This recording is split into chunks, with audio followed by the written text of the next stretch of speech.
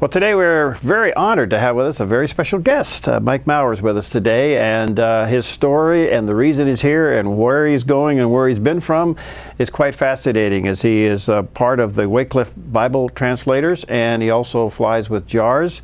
And Mike, nice to have you in the studio. Thank you, Perry. It's good to be here. You're traveling through, right? I am. I'm actually on a vacation trip this time with a couple of friends, kind of a dream trip. We all thought we could never do this. We left North Carolina and Georgia 2.5 weeks ago, and we've done some wilderness flying in Idaho and some flying here in Oregon and in Washington, and we're heading home after this interview. Your bucket list flying trip, huh? It is. It's been quite an experience. But you've been involved with JAARS and Wycliffe, clear back to '81? That's right. How'd that happen? What got you going? Oh, it's a long story, but in a nutshell, I was always interested in learning to fly. I grew up around naval air stations. My dad was an aircraft mechanic in the Navy.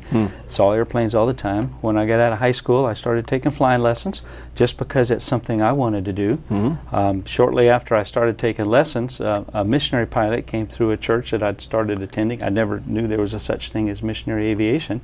And he came through and spoke and shared some of his stories. And I thought, I didn't know you could do that. I could do that. Why don't I do that? Yeah. And so after that I geared all of my aviation training, both pilot and mechanic training, towards going into missions. And in 1981 I had completed the minimum requirements for JAARS and applied, and became a member of Wycliffe Bible Translators, assigned to JAARS to use my aviation skills. Wow, so you've been all over the world. Well, not all over the world. I was assigned to the Philippines. Really? For 20 years. We lived in that country for about 15 and a half. My family went with us in support of Bible translation. And so most of my travel is to the Philippines. I've been to a lot of airports. I've been to the airport in Seoul and a couple of Japanese airports in Hong Kong and Taipei, but I just saw the airports. Well, yeah. But, you know, tell us about JAARS, because it's been an incredible aviation ministry that's been around a long time and continues to go to all parts of the world. The founder of Wycliffe Bible Translators, Cameron Townsend, early in the organization's history, saw a need for providing transportation support for the missionaries that he was sending out to do Bible translation. This we're talking about in the 1930s. Wow. And then World War II came along, and he saw his vision come to fruition in 1948 with the establishment of the Jungle Aviation and Radio Service to provide transportation and communication support for Bible translators in the Amazon jungles of South America. So that's how the organization started in 1948. Over the years, we've grown to provide many other resources in support of Bible translation. Actually, today, aviation is one of our smaller resources that we provide. IT is the biggest to provide for the the IT needs in Bible translation. You know, so many other things that JAARS helps provide resources. Just on that alone, Mike, I know that Wycliffe, I've heard some figures that reaching the entire world in all of the language is now in sight. It is in sight. Today, the numbers of languages needing Bible translation is less than the numbers that either have a Bible, a New Testament, or in progress, where before we couldn't say that. We've seen the acceleration of Bible translation in the past 10 years has just been explosive to see the work of Bible translation and what God is doing to open doors and groups partnering together and working together to bring His Word to people around the world that don't have it. There's almost 7,000 languages spoken in the world. And when I joined the organization, probably 4,000 of them still had need of Bible translation. Wow. That didn't mean that the other 3,000 all had a full Bible, but at least they had something going. Wow. And today that number is down below 2,000 for the first time. Yeah, and with you know, inventions being what they are, and the IT age being what it is, and I understand they can take voice translates. I mean, this can accelerate real fast, can it? It can, and the resources that JAARS helps provide to the Bible translation movement are a big part of that. Another thing is just the change in how we do Bible translation, the working with national churches and other organizations. Just a great partnership is growing to see that task completed. Wycliffe has a vision 2025, was established in 1999. So they were looking 25 years ahead, and the vision was that by the year 2025, we'll see a Bible translation project begun in every language of the world that needs one. Not necessarily finished, but begun. And that seemed like an impossible task in 1999. We were looking at over 3,500 languages. Wow. And today, with the acceleration of Bible translation and what we're seeing, we say, you know, some of us said, well, we might make 2035 or 2050. It's looking like that 2025 is a goal that is very achievable. Yeah. And the vision that the Lord has given. And it's possible the Lord gave you the right number at the right well, time. that is right. That is right. Yeah. That was adopted at an international conference, and that's wonderful. The delegates there met for hours in prayer, and that's what they came up with. Boy, and this is exciting. It's an exciting time. Now, you and your wife do a mission at the airport program. Yes, I'm assigned now at the JAARS headquarters in North Carolina. My primary ministry is in public relations. I still get to fly, but I'm ahead of the missions at the airport program. It's an educational public relations outreach of JAARS, kind of like a traveling missions conference that allows us to share the story of Bible translation and the needs, and challenge people to become involved with us, to pray for us, to give as they can with their resources, or come join us as volunteers or career missionaries, wherever they might fit.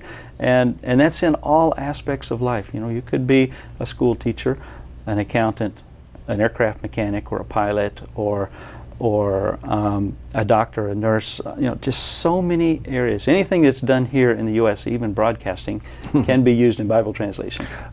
So how do people just get a hold of Wycliffe and go from there? Well, there's two ways. One is through the Wycliffe website. That's wycliffe.org, W-Y-C-L-I-F-F-E, wycliffe.org. The other is through the JAARS website.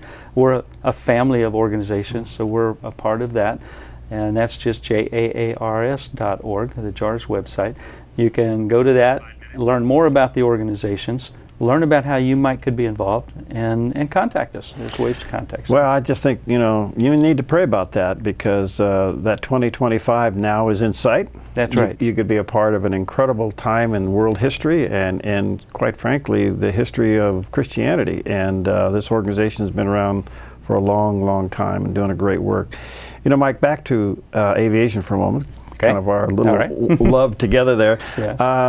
You have, JAARS has made a shift to turbine, right? That's right. Over the years of JAARS aviation, there have been a wide variety of aircraft have been used.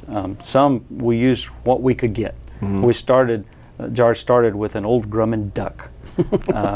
Yeah, people have to Google that to find out what a Grumman duck is. Yeah. And just a wide variety of aircraft. But our primary workhorses have been Cessna 206s and Helio Couriers, airplanes that are good in the bush, but they're piston engine airplanes. They use aviation gasoline, and in many parts of the world today it's very difficult or very, very expensive to get aviation gasoline. So we have begun a transition of our fleet to a turbine fleet that uses jet fuel.